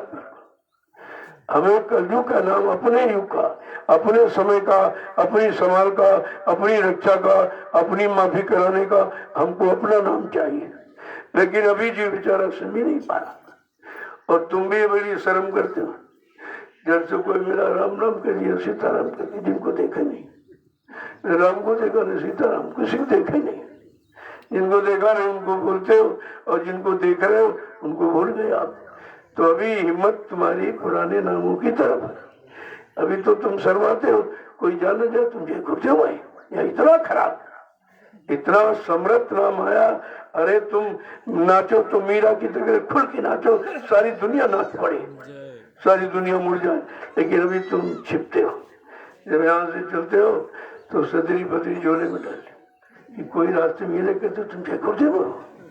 इतना खराब है, क्योंकि तुम अभी सत्संग नहीं सुनते हो। तुमको अपनी फर्क पहचान नहीं, तुमको अपने मालिक की पहचान नहीं, और जो कुछ तुम्हारे लिए आया तुम उसके बारे में भी कुछ नहीं। सब यहाँ छिपने के काम है। यहाँ तुम आएंगे सदी टोपी सा लगा दिखाई दे, जैसे उधर पहुंचे तो बस उतार झोले में डाल दिया। तुम्हें देख कर जितने लोग जय गुरुदेव बोलेंगे, तुम्हें देखकर प्रभु की याद आए तो तुमसे ज्यादा भाग्यशाली कौन है? तुम्हें देखकर प्रभु की याद आ जाए, और जितने लोग नाम उच्चारण करेंगे वो लाभ तुमको मिलेगा। लेकिन तुम छिपने की कोशिश कर। 4 काम भी हो गए थे। कहा था बच्चा, जब कहाँ बैठते तो हो, जब बैठते हो तो मुंह नहीं बंद करते, किसी की निंदा करते हो, बुराई करते हो, चुगली करते हो, ईर्ष्या। कल उसकी जगह मेरे बच्चों को कहा करो, सुना दिया करो, तो तुम्हारा मन ठीक और सुनने वाला का भी ठीक हो जाए। अरे कहते इतना समय हमारे पास का। अच्छा ऐसा करो तो एक माला ले लो, एक माला ले लो, उस माला पर नाम करो। कहते अरे तो मन ही नहीं साथ दे रहा, मन साथ नहीं देता, कैसे करो? कहा अच्छा ऐसा करो, तुम मेरे कहने से टाट बोरा पहन लो। अरे कल ये काम बता रहे हो, ना रिश्तेदारी बड़ी बेइज्जती होगी कि बोरा पहन के आ गया, बोरा पहन के। कहा अच्छा ऐसा करो कि देश समाज की रक्षा के लिए तुम दूरदर्शी में वोट डाल देना। अरे कल बाबा जी तो राजनीति सिखा रहे, देखो हम आए थे क्या करने, तुमने 4 में से कोई काम नहीं किया। तो दया पाने का अधिकारी तो कोई है नहीं, दया की जाए किस पर की जाए जब 4 में से आपने कोई काम नहीं किया और अब भी छिपने की कोशिश करते हो। कभी कहा कोई बिरला, ये बिरला शब्द नहीं आया, कोई बिरला मीरा की तरह नाचेगा खुल के, बाकी नहीं। ये सब छिपने की कोशिश करते, केवल यही तुमको सत्संग दिखाई देती इसी बाउंड्री में। जहाँ बाहर गए भर से झोले सब सामान डाल दिया कि कहीं कोई ये ना कहते तुम बेगुफ्ती में हो। अरे कहा था जब तुम यानी टाट बोरा पहन के निकलोगे, मेरी कोई निशानी लेके निकलोगे तो लोग तुमको मेरा कहेंगे। कहेंगे जय गुरुदेव वाला, ये किसी का नहीं, ये जय गुरुदेव वाला। लेकिन अभी तुम छिपने की कोशिश करते। अरे घर से निकलो, तुम्हें देख कर लोग जय गुरुदेव बोलने लगे। धीरे धीरे धीरे धीरे ये जितने लोग बोलेंगे वो लाभ सब तुम्हारे खाते में आएगा कि तुमको देखकर आज कलयुग के प्रभु का याद आ रही। वो प्रभु को याद कर रहा, तुमको नहीं याद कर रहा। तो तुमको देखने से प्रभु याद आ जाए, प्रभु की आवाज लगाने लगे, इससे बड़ा और परमार्थ कौन सा। तुम ये सरल काम भी नहीं कर पा रहे, ये भी नहीं कर पा रहे। जब टाट बनाएगा तो बहुत लोग बेचारे छिपने लगे, अरे तो बाबा जी बड़ा बेइज्जती वाला काम करवा। फिर जब चूक गए कि नहीं सरकार में चूक गया हूँ, खुद थोड़ा सा मौका दी, कला चाचा ठीक है साकार का प्रचार करो और सदरी टोपी लगा। वो भी नहीं किया, वो भी नहीं किया। अरे तुम्हारे पास कोई निशानी होनी चाहिए, कहीं कोई एक्सीडेंट हो जाए, कोई आफत मुसीबत हो जाए तो लोग जानेंगे किसका है। तो फट से जब देखेंगे निशानी, कहे नहीं ये जय गुरुदेव का, ये जय गुरुदेव का, ये झूठ नहीं बोल रहा है, ये बहुत सत्यवादी है, ये सच्चे ईमानदार लोग। तो तुम्हारी ईमानदारी सारा विश्व देख रहा, लेकिन तुम ईमानदार बनने में शर्माते हो। बात तो इसलिए, इसीलिए लाभ से तुम वंचित हो। जय गुरुदेव, जय गुरुदेव, जय गुरुदेव, जय गुरुदेव। नाम किसका? जय गुरुदेव। नाम किसका? प्रभु का प्यारा नाम। जोर से बोले, सब मिल बोले, बोलना होगा अभी से बोले। दुख दर्द हरेंगे, सब कष्ट मिटेंगे, सुख शांति भी देंगे। सबके दाता, सबके मालिक, प्रेम से बोले। ये नाम नहीं इंसान का, ये काम नहीं इंसान का। देखो नाम कोई शंका नहीं रख रहा, अपना पूरा परिचय दे रहा कि ये वो नाम है जिन जिन युगों में जो नाम आए और वो काम नहीं कर पाए, वो ये जय गुरुदेव कलयुग का जगाया प्रभु नाम कलयुग के जीवों का काम करेगा, ताकि किसी को शंका न हो भाई ये नाम कौन सा काम करेगा। जब सतयुग में हरि नाम आया तो प्रहलाद प्रभु का काम हो गया। त्रेता में ऋषियों ने राम नाम दिया तो कहा कि वो विभीषण का, सुतीक्षण मुनि का और कोल भील बंदरों का काम हो गया। जिसने माना उसने जाना, उसी का काम हुआ। और द्वापर में जब कृष्ण आया तो कहते कि ग्वाल बाल गोपिकाओं का काम हो गया और किसी का नहीं, और किसी का नहीं कि क्यों कि किसी ने विश्वास नहीं किया। एक बार नारद जी रोज जाते थे कृष्ण के पास, तो एक दिन कृष्ण भगवान ने जब चर्चा करते थे गोपिकाओं की तो नारद को बड़ा खराब लगता, पता नहीं औरतों की चर्चा क्यों करते, हम उनके भक्त नहीं, हमारी कभी नहीं चर्चा करते, उन्हीं की रोज चर्चा करते, रोज चर्चा। तो एक दिन कह दिया कि महाराज आप गोपिकाओं की चर्चा करते हो, हमारी चर्चा में आपका भक्त नहीं हूँ। कहा अच्छा अच्छा अच्छा। एक दिन में तो लोग से जा रहे थे, जब पहुंचे गोलोक में तो कृष्ण ने थोड़ा बहाना बना दिया, बड़ी जोर चिल्ला लगी कि मेरे कलेजे में पीड़ बहुत हो रही थी, बहुत दर्द हो रहा। कहा भगवान कोई उपचार नहीं है। कहा उपचार तो है कि अगर मृत्यु लोक में कोई भक्त अपने पैरों की धूल दे दे तो मतलब है नहीं मेरी बीमारी खत्म हो जाएगी। तो नारद ने सोचा अच्छा उपाय मेरा, अब गोपिकाओं के पास जाऊंगा जिनकी बहुत चर्चा करते हैं, अगर पैरों की धूल देंगे तो सब यानी नर्क में चली जाएगी, सब नर्क में भगवान की पैरों की धूल ये सब नर्क में चले जाए। तो जैसे ही पहुंचे मतलब यानी पहले तो सब जगह हुआ है, कृष्ण ने कहा भाई कोई, कहते नहीं कोई नहीं तैयार हुआ, कहते अरे भगवान को पैरों धूल क्या मैं जाऊंगा न नर्क में। तो देखो कह रहे मेरी किसी को चिंता नहीं है, नर्क में नर्क की चिंता है, मेरी चिंता नहीं है। और जब फिर गोपिकाओं के पास भेजा, कहा उनके पास जाओ। तो जब गए, जैसे देखा तुम्हारे भाई आ गए कृष्ण भगवान के पास से आए, हमारे प्रेमास्पद के पास से आए, भाई क्या खबर है, हमारे भगवान कैसे हैं? अरे तुम्हारे भगवान तो बहुत दुखी है। क्या करो, उनके बहुत पीड़ा हो रही है, तो कलेजे बहुत दर्द है। कल मेरे लिए कोई सेवा बताइए। कल हाँ बताइए कि अगर कोई भक्त मृत्यु लोक में अपने पैरों की धूल दे दे तो मैं उससे ठीक हो जाऊं। फौरन गोपिका ने सबको बुलाया, अरे आओ जल्दी जल्दी जल्दी जल्दी आओ। और सब पैर झाड़ने लगी, कल ले जाओ जल्दी ले जाओ। तो नारद सोचा कि इनको नर्क की बिल्कुल डर नहीं, नर्क का डर नहीं। अरे कहते हम अपने प्रेमी के लिए जी रहे कि स्वर्ग नर्क के लिए जी रहे। तो ले गए। तो उन्होंने सोचा कोई बात जरूर होगी। तो नारद जी ने धीरज चोरी से थोड़ी वो खाई चरण गुटकाओं की मस्त में लगाई। जब पहुंचे कृष्ण के पास, जैसे तो वहां को तो था ही नहीं, वो तो ये देखना चाहते थे और नारद को बताना चाहते थे कि भक्त की महिमा क्या है।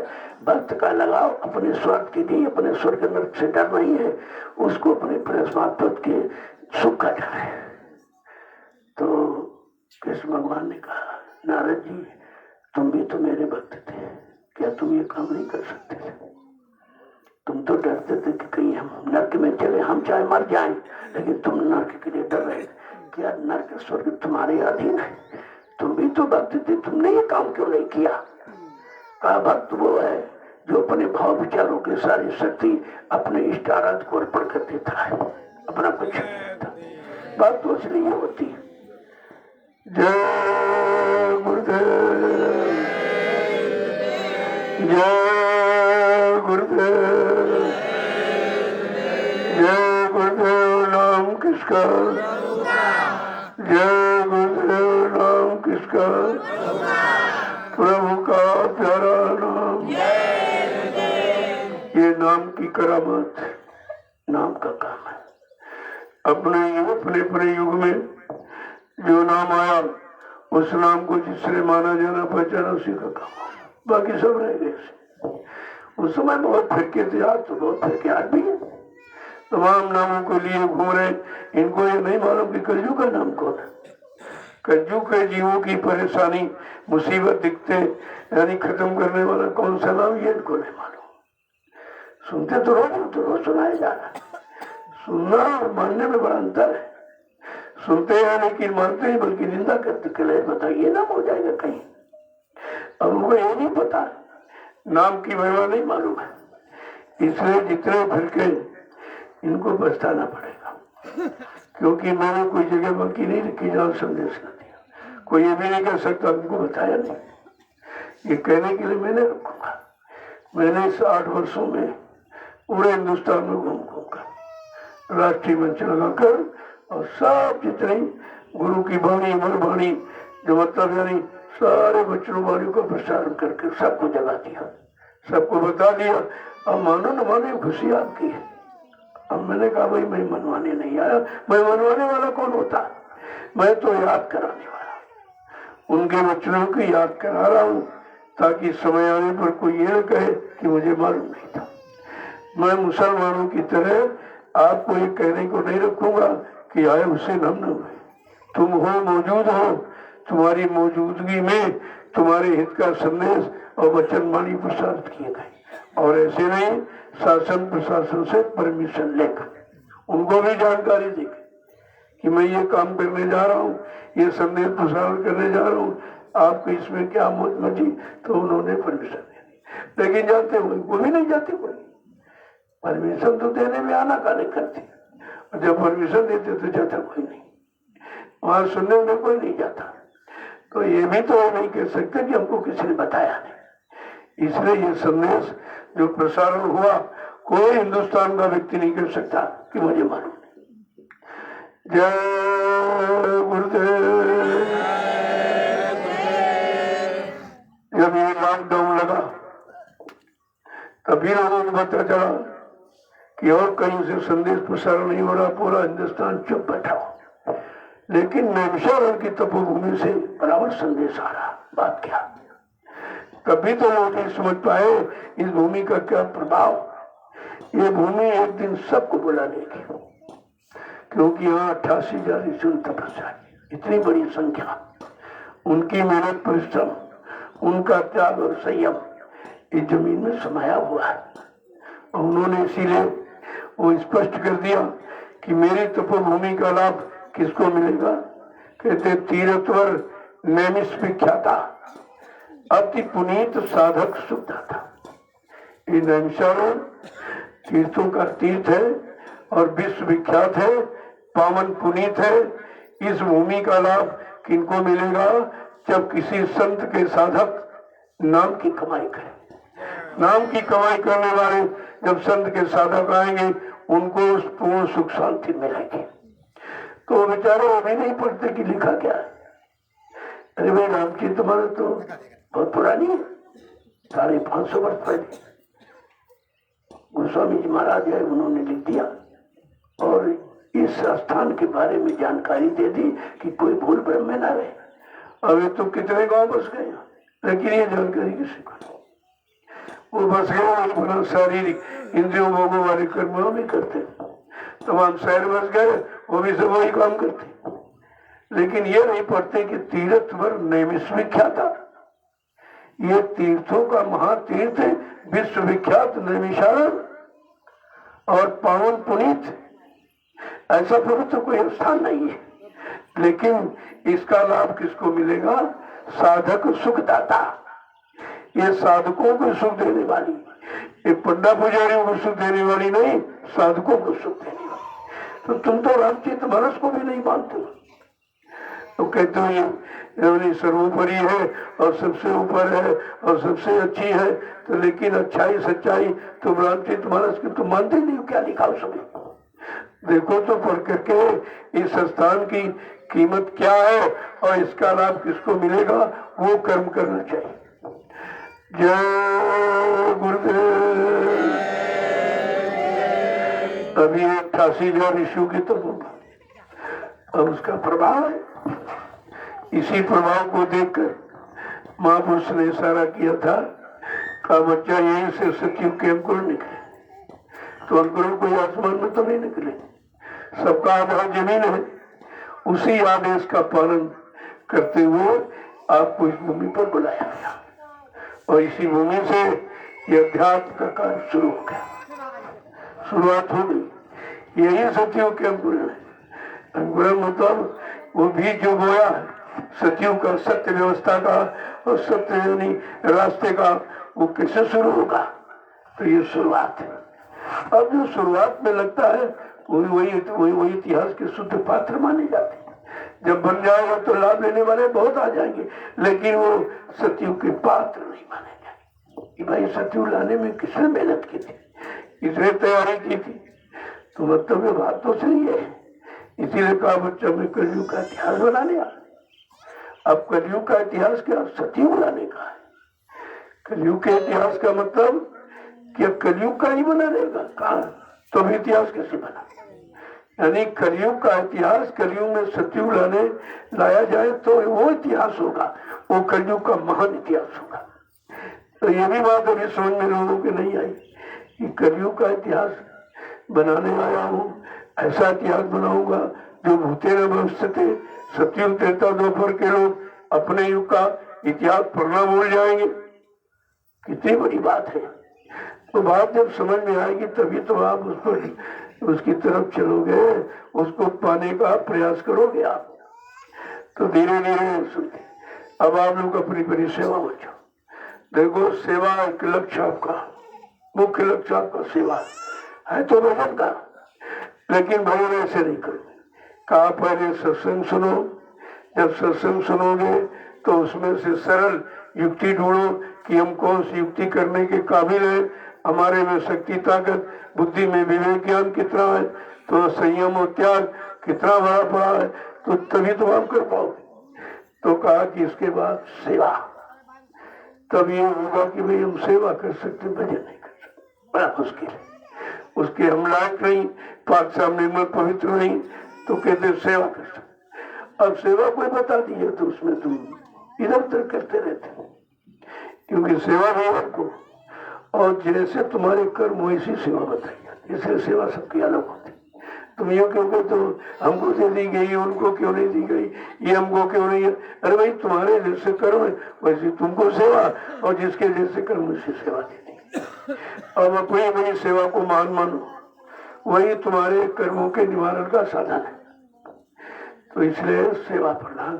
और यहाँ जो भी आप सेवा करते हो, आप खुद जानते हो कि अपने लिए नहीं कर रहा हूँ, अपने बच्चों के लिए नहीं कर रहा हूँ, तो फिर किसके लिए कर रहा हूँ? कहते आदेश पालन कर रहा हूँ।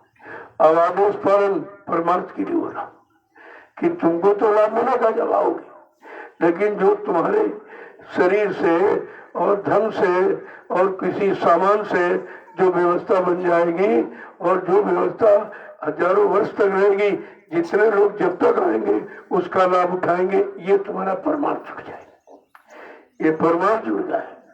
इसलिए आपको अवसर मिला है तन मन धन सामान लगाने का। लगाने चाहो तो लगा लो, कंजूसी करते रहोगे तो पैसा तुम्हारे काम आएगा। यहाँ तो लगाने से काम में आ सकता है, लेकिन जो रखे रहोगे तो काम नहीं आएगा, क्योंकि तुम कोई उससे परमार्थ का काम कर नहीं सकते।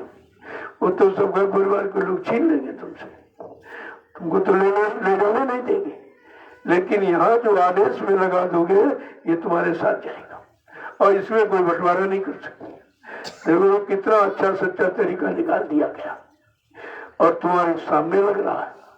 ये भी नहीं कहीं कि शंका है पता नहीं भाई कहाँ लगा दी, तो आपके सामने लग रहा है। पहली बार तो यहाँ सेवा कोई मांगी नहीं जाती, पहली बार भूम सेवा का आह्वान हुआ है, वो भी गुरु परिवार की। कोई अपने नहीं, मैंने नहीं कुछ कहा, और मुझको कुछ चाहिए नहीं, मैं क्या करूंगा। लेकिन ये गुरु परिवार जब आएगा तो आप इनको कहाँ बैठा लेंगे? वो यही कहेंगे भाई तुम जान गए थे, समझ गए थे, हम देर में समझ पाए, तो तुम पहले आ गए, तुमने किया क्या यहाँ? तो अपने धन तन इस सब की सेवा से ये परमार्थ की नींव पर रही है, और इस पे परमार्थी जो व्यवस्था बनेगी वो लाखों लोग इसका लाभ उठाए। यही तुम्हारा कलयुग का इतिहास होगा। बात को समझना चाहिए आप। और आपकी चूके फिर 84 जाओ, अगर इससे चूक है तो 84 बने बनाइए। चूकना और चेतना दो ही काम। आप बिल्कुल बॉर्डर पर खड़े हो, इधर गए तो 84 में, और इधर बच गए तो मुक्ति हो गई। उधर मुक्ति है, इधर 84 है। अब इस बॉर्डर को समझना है कि हम किधर जाएं, अब जो मुक्ति मिल जाए, और किधर चूक गए तो 84 चले जाएंगे। तो विचार तो आपका मजबूत किया ही जा रहा। अब कितने दिन में आप अपनी विचारधारा को मोड़ पाओगे, मजबूत बना पाओगे, परमार्थ पर चला पाओगे? यही तो देर है, देर है कुछ नहीं। इधर कोई देर नहीं, वो तुम्हारे में देर है। जय गुरुदेव। अब आप लोग चलिए अपनी बड़ी सेवा। देखो कल आपने ये सेवा किया, वो क्यों? जो काटा है वो इसलिए कि किसी का कर्जा मत लेना, काट के तब भूसा लेना, वो तुम्हारी गाय की सेवा है। और ऐसे मोल खरीद लिया जाए तो तुम्हारी शरीर की सेवा नहीं लगती। और कर्म तुमने शरीर से किए, तो शारीरिक कर्म उतारने के लिए ही कोई न कोई शरीर की सेवा रखी जाती है। अगर गौशाला न होता तो सेवा को नहीं मिलती। देखिए कितना बड़ा है। तो इसलिए जो कहा जाए पहले उसको समझो और फिर करो तो लाभ मिल जाएगा। अब कुछ लोग कहते भाई हमने कभी काटा नहीं, तो कोई जन्म से थोड़ी काटना सीख लेता। अरे वहां जाके देखो लोग कैसे काट रहे हैं, जो काट रहे हैं उनको पानी पिलाओ, वो भी तो सेवा है। ऐसा नहीं है, यहाँ बहाना चलने वाला नहीं। संत मत में कोई बहाना नहीं। जो करना नहीं चाहते वो बहाना करते, और जिनको करना कोई बहाना नहीं। कहते भाई कुछ ना कुछ तो करेंगे, जो काट रहे उसको उठा के हम रखेंगे, वो भी सेवा हो गई। भाई अगर वो काटता जाए रखा ना जाए फिर भी तो सेवा उसकी पूरी नहीं हो जाएगी। तो काटना काफी नहीं है, उस काटने में कितनों की सेवा जुड़ी हो। कुछ काटने वाले, कुछ उठा के रखने वाले, कुछ ढोने वाले, फिर उससे कटेगा, कुछ भूसा लाने वाले, कुछ पहुंचाने वाले, कितने लोगों को सेवा एक फसल काटने में सेवा किसने की जुड़ी हुई है, ये चीज। अब अपने गायों के लिए अपनी सेवा किसी को मत देना। मैं तो भाई तो अपना जो मुँह सेवा देते हो उससे खरीद लेते भूसा, ऐसी क्या बात। लेकिन ये सेवा वंचित है। अब वो तुम्हारी सेवा और किसी काम में लग जाएगी और तुमने शरीर से अपनी सेवा कर ली, शरीर कर्मी उतर गए और गौ सेवा भी होगी। एक तीर से कितने निशाने हैं, इस पर थोड़ी दृष्टि डाला करो, कुछ गुणन किया करो। इसीलिए सबको काम रख दिया गया भाई, कुछ करने वाले, कुछ कराने वाले, कुछ बताने वाले, सूचना देने वाले। अगर अब एक इंजीनियर है और 100 मरीज बेकार, 100 यानी लेबर बेकार रहेगा। अगर इंजीनियर ना हो तो 100 बेकार। अब एक व्यक्ति 100 को काम दे रहा, 100 को सेवा दे रहा, 100 को सेवा में लगाए, उनको लाभ दे रहा। अब कहते हैं कि बताने वाले की तनख्वाह बहुत ज्यादा और काम करने वाली तनख्वाह कम। हमने कहा नहीं, ऐसा नहीं है। जो बताने वाला ज्ञान उसने प्राप्त किया है वो करोड़ों रुपए खर्च करके मिला है, ऐसा नहीं है। जो पढ़ाई वही माँ बाप ने पाल पोस के तैयार किया, पढ़ाया लिखाया, उसमें कितना खर्चा। अगर सब खर्चा जोड़ लो तो इसको जो तनख्वाह मिलती है उसका ब्याज भी नहीं मिला, ब्याज भी नहीं मिला उसका। बात समझने की है। इसलिए वो ज्ञान जो उसने प्राप्त किया है वो करोड़ों रुपए खर्च करके प्राप्त किया है, तब आपको काम में लगा रहा। नहीं तो तुम काम करने के लायक नहीं, कहाँ काम करोगे, तुम्हें जानकारी नहीं है। तो ऐसा नहीं है, सबका स्थान अलग अलग, सबकी सेवाएं अलग है और अपनी अपनी सेवा में लगे। इधर उधर झांका ताकि मत करो, नहीं शंका में हो जाओगे और शंका करोगे तो सब काम खराब हो जाएगा। जय गुरुदेव। अब देख लो कोई जो लोग बाहर गए तो बेचारे वहां सेवा कर रहे हैं और रात भर वहीं बिताई उन्होंने। देखी मैंने कितनी बड़ी तपस्या करके वो सेवा गायों के लिए वहां कर रहे हैं और वह लाएंगे यहाँ पर। उनकी सेवा देखो, आप तो यही बैठे हुए पास में तुमको मिल गई। तो कहने का मतलब ये है कि किसी का कोई भी कर्म अपने ऊपर मत ला दो, कुछ न कुछ करके। दूसरी बात, ये भंडारा आपका चल रहा, मैं कितनी बार आपको इशारा करके कहा हूं कि लाखों लोगों का अन्न आता है और अन्न कोई ऐसे नहीं देता किसी का हमारा ये काम हो जाएगा, हमारी ये मनोकामना पूरी हो जाएगी, हमारा ये हो जाएगा, तो उसने ये दिया और तुमने खा लिया। अगर तुमने कोई सेवा नहीं की तो फिर कर्जा चढ़ जाएगा। यहाँ तमाम लोग पड़े खाते हैं। जब एक भंडारा है, भंडारा प्रसाद, तुम अपनी तरफ से वो बनाओ, भगवत प्रसाद है क्या? जो अलग एक चूल्हा बना के बनाओगे, ये क्यों कर्जा लाद रहे हो तुम? ये पाखंड मत दिखाओ। पाखंड में सारा जीवन बिताया है और फिर बिता के चले जाओगे और कुछ नहीं मिलेगा। ये महाप्रसाद है, भंडारे का भोजन जो भी मिल जाए वो महाप्रसाद है। तुम महाप्रसाद बना नहीं सकते हो। अलग कोई रोटी पका रहे तो क्या महाप्रसाद बना लोगे? क्या तुम्हारे रोटी पकाने से महाप्रसाद बन जाएगा? लेकिन नहीं, वो हट जिद पकड़े हैं, वही जात पाती वाला अपमान खाया जा रहा है। ये सब तो ये अगर करना तो घर जाओ। मैंने उसी दिन कह दिया तो मैं ये सब खाली करा दूंगा, क्योंकि हमको तो ऐसे लोग चाहिए जो पाक सामने में पवित्र हो। अब उन्हीं की जरूरत है, क्योंकि अब काम होना है। अब ये फालतू की भीड़ यहाँ नहीं लगाएंगे और तुमको यहाँ रहना भी नहीं चाहिए। अगर कोई सेवा नहीं हो पर तुम घर जाओ चुपचाप। अब जब तक कमाने के लिए तो घर में रहे, फालतू यहाँ आ गए। ये यहाँ तुम आ नहीं गया तो और बोझा लाद रहे हो। कितने लोगों का नाता, कितने लोगों का पैसा। मैं पूरे हिंदुस्तान को घूम घूम कर 4 घंटे बोलता हूँ, 6 घंटे मिलता हूँ, तब 10 रुपए देता निकाल। कितनी मेहनत की कमाई है, पहले इसको देखिए आप। कितनी मेहनत से कमा के लाता हूँ और आपके सामने आपके काम के लिए लगाता हूँ। तो तुम हमें को देख लो आप, तुम इतनी मेहनत नहीं कर सकते हो। ना सोने का टाइम, ना खाने का टाइम। देखिए आप। जय गुरुदेव। अब आप चलिए अपनी पूरी सेवा में चलो। जो लोग जिम्मेदार से पूछो, जिस हिसाब से पूछ लो बताते जाइए। इधर उधर काम, उधर प्लास्टर हो रहा, कुछ लोग वहां चले जाए। और कुछ और भी सेवाएं तरह तरह की। ये आपका कृषि फार्म है, ये आपकी भंडारे की सामग्री तुम्हारे भी काम आएगी, और यही सेवा जितने लोग यहाँ आते जाते रहेंगे और ये सब इस्तेमाल करेंगे, ये तुमको लाभ मिलेगा। इसलिए अपना काम ये देखो। उधर देखो कोई निराई करना हो किसी तरह तो ये पूछ लिया करो लोगों से, और गौशाले में जो लोग रहते हैं उनसे पूछ के। और दूसरी बात, गाय को कोई जूठन नहीं डालेगा, ये ध्यान रखना इस बात का। कोई जूठन नहीं, उतना लो जितना आप खाइए। जो भंडारे में प्रसाद बच जाए वैसे लोग बनाते हैं, इनको मालूम है, उसी तरह बनाओगे खराब ना हो। अगर वो बच जाए तो आप सांडों को खिला सकते हो, लेकिन जूठन नहीं, वो अपने रखो। क्योंकि जब भूख लगता है प्रसाद बनता है और प्रसाद तुमने उठाया नाली में डाल दिया, तुम्हें क्या दया मिलेगी? दया भी तो तुम नाली में फेंकते हो, तुमको भी नहीं मालूम अभी कर क्या रहे। ये तुम्हारे घर वाला भोजन नहीं है, ये महाप्रसाद है। उतना लो जितना आपको। मैं कहता हूँ मेरा बर्तन देखिए आप, कोई चीज नहीं पाओ, मैं उसको धो के पी लेता हूँ, धोया धो का पी लिया पी करके, कि धोने वालों को भी घृणा नहीं होती और एक कर भी बर्बाद नहीं होता।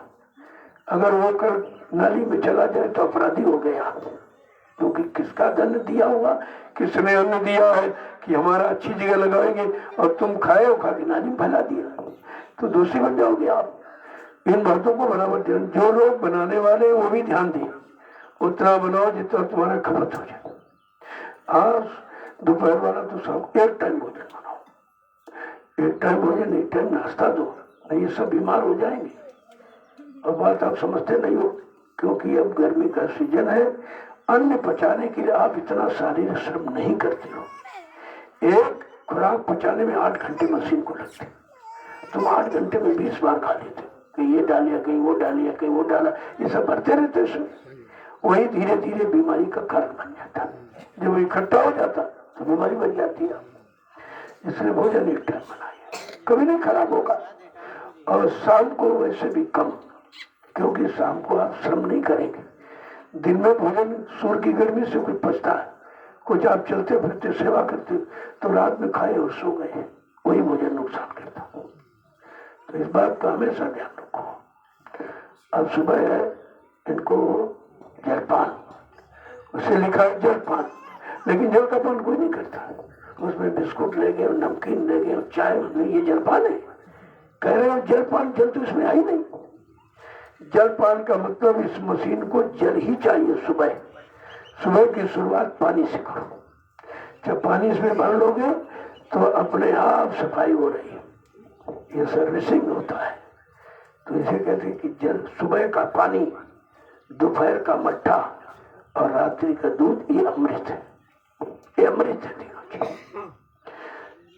तो आपको संत मत के अनुसार जब चलना है, रहना, तो संत मत के अनुसार भोजन करो, कोई बीमारी नहीं आएगी। बीमारी तो दूसरों की भी आ जाती है। हम तो उधर गए मांसाहारी मुल्कों में और सब लोग आए, सब छूते हैं, देते हैं, तो सबकी बीमारी तो लगी हुई है। लेकिन धीरे धीरे धीरे धीरे कि वो बीमारी अगर उनकी ठीक हो जाएगी तो उनको विश्वास हो जाएगा। अब विश्वास दिलाने के लिए कितनी परेशानियां उठानी पड़ती, लेनी पड़ती। चलो अब तुम ठीक हो जाओ, हम बीमारों की बात नहीं, तुम्हारा काम हो जाए। जो काम करने आया वो अपने को नहीं देखता, दूसरों को देखता। जय गुरुदेव। अब आप चलिए, कुछ लोग खेती में सही को देखो, एक टीम बना लो, कृषि काम करने खेती वाले की टीम अलग, और भंडारे की टीम अलग, गौशाला की टीम अलग, बाकी फुटकर और रात्रि सेवा जो करते सुरक्षा उनकी टीम अलग, और बाकी छुटपुट जैसे खेती में निराई काम हो तो सब चलेंगे, क्योंकि ये तो सबका है, सब लोग इसका भोजन करते हो, खाते हो। तो जब कोई विशेष काम हुआ, निराई फ्राई का गुड़ाई, तो सब लोग लग गए अपना। और वैसे जो इसमें लोग निर्धारित हैं वो उनकी जिम्मेदारी पूरी है, पूरी देखने की। तुम्हें अगर लोगों की जरूरत फौरन बताओ कि हमको 10 आदमी चाहिए, 15 आदमी चाहिए, आज सिंचाई होना, आज निराई होना, आज गुड़ाई होना, ये सब, तो उसको बताइए आप, तो तुरंत काम हो जाए। अब उधर आपका खड़ा अरहर, जो पकता जाए उस पौधे को काट लो, देर से काट करके ऐसी जगह में रखो कि उसका दाना खराब ना हो, आपकी दाल तैयार हो जाएगी। ये सामान सब आपका है और आपके लिए, ये और किसी के लिए नहीं है। तो जब तुम अपने सामान की रक्षा नहीं करोगे, दूसरे क्या करोगे आप? दूसरे लिए क्या करोगे? तो ये दूसरे का सब तुम्हारा ही है, क्योंकि जमीन भी आपकी गाड़ी कमाई से। मेरे पास तो एक पैसा नहीं, मैं क्या करूँ? मैं तो कुछ करता नहीं हूँ, और जो करता आपके लिए करता हूँ। अब ये भाव दौड़ करके मतलब यानी जो सारे प्रेम हिंदुस्तान के प्रेमियों ने दिया, उसको ला करके आपके लिए यहाँ पर लगा दिया। सब लगा हुआ देख लीजिए आप। जो आप समय देते हो वो इधर देखो, आप उधर निर्माण, इधर निर्माण हो रहा है, ये सब तुम्हारे सामने हो रहा है। मेरा कोई काम पर्दे में नहीं, मैं शंका संदेह का काम नहीं करता हूँ, क्योंकि हमको अपने लिए कुछ नहीं करना है। जो करना है अपने गुरु परिवार के लिए करना। सब लोग परिवार के लिए करते हैं, हमने भाई सभी लोग परिवार के लिए रात दिन मेहनत करते हो। अगर हम अपने गुरु परिवार के लिए कर रहे तो कौन सा नया काम कर रहे, कौन सा भाई किसी का नुकसान कर रहे?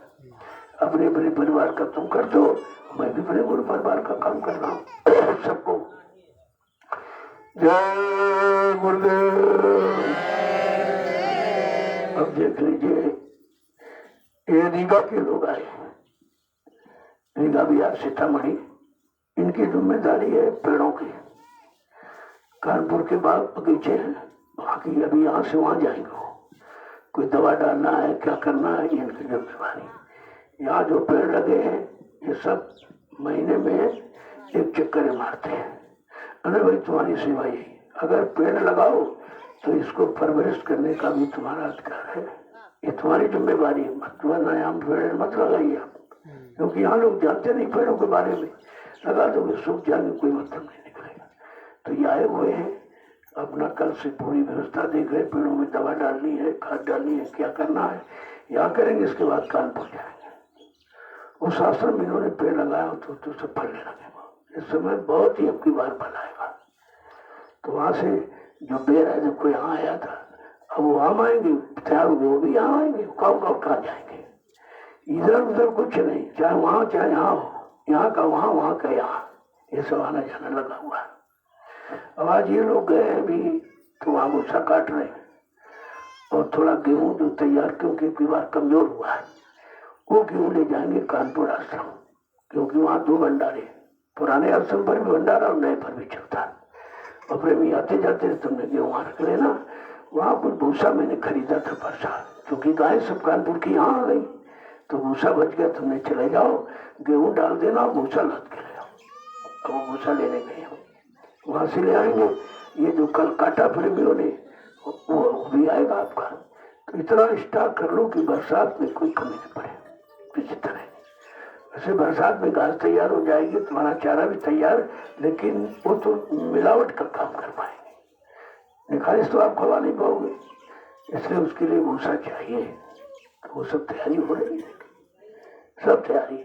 यहाँ कोई है खेत तो देख लो, अगर कोई कहता है तो उसका काट दो, बैठे क्या करोगे, काट करके दोगे, अपना भूसा ले आओ, ताकि कोई ये न कहे भाई हमसे मांगने आए, हमने नहीं, हम भीख वाला काम नहीं करते।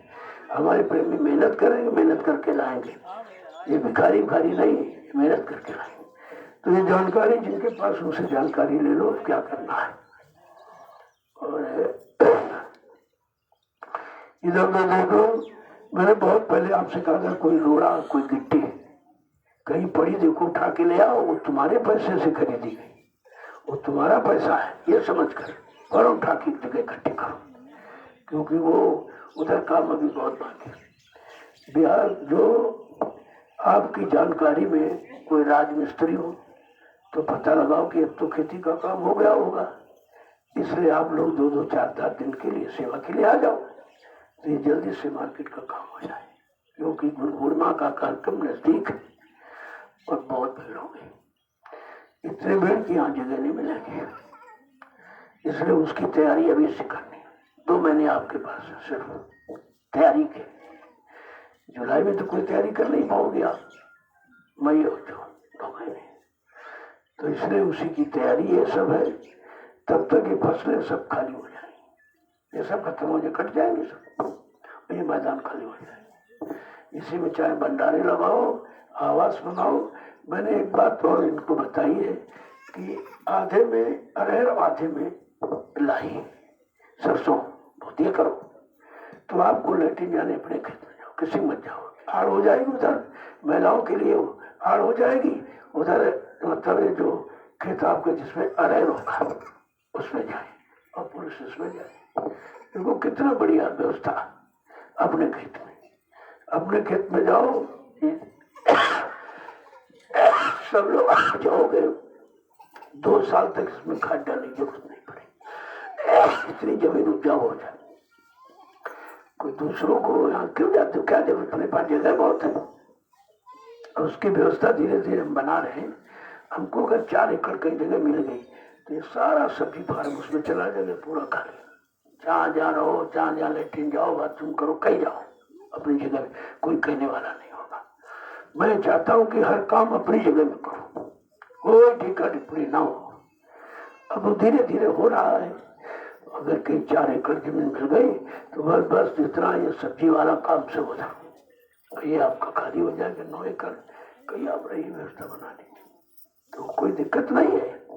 दिक्कत लोग समझ रहे हैं कि इसलिए कि इसमें सब्जी खड़ी हुई कहाँ है, अरे सब्जी वाला काम हम दूसरी जगह ट्रांसफर कर देंगे, ये तुम्हारा पूरा खाली, इतना खाली कहाँ रहोगे, कितनी जगह चाहिए आपको।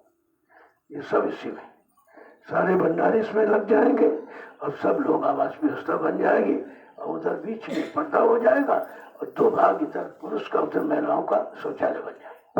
बस अपने खेत में जाइए आप। बनाने में तो पैसा फालतू खर्च होता है और उसका कोई उपयोग नहीं है। पैसा भी लगा दोगे लेटिन बाथरूम में, उसका कोई उपयोग नहीं होगा, और इसका उपयोग अपनी जमीन का हो जाएगा। तो काम वो करो जिससे दोहरा लाभ हो। वो सब नहीं दुनिया की तरह, दुनियादारों की तरह देख रहे हो लेटिन बन जाए, बाथरूम बन जाएगी, उसका मतलब क्या निकला। पैसा आपने खर्च कर दिया, उस पैसे से एक पैसे की आमदनी तो नहीं होगी।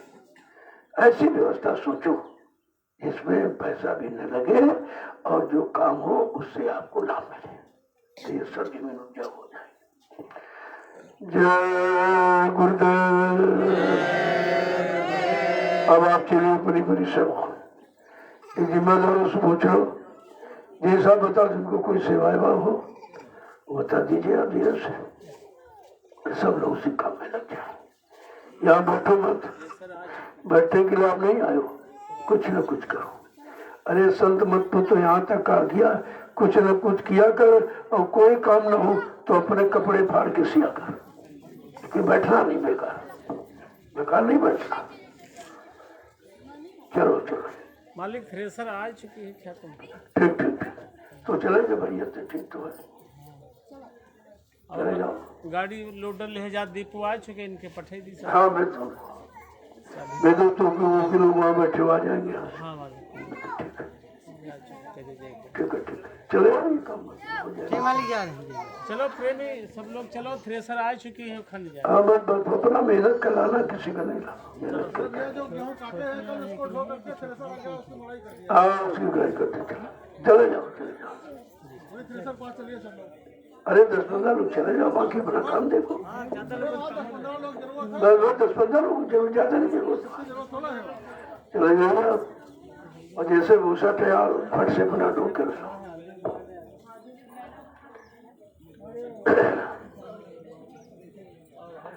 जय गुरुदेव।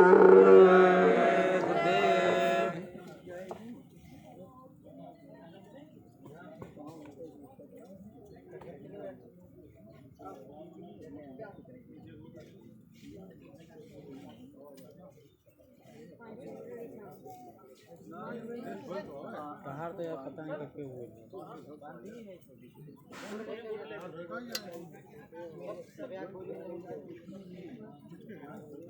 लो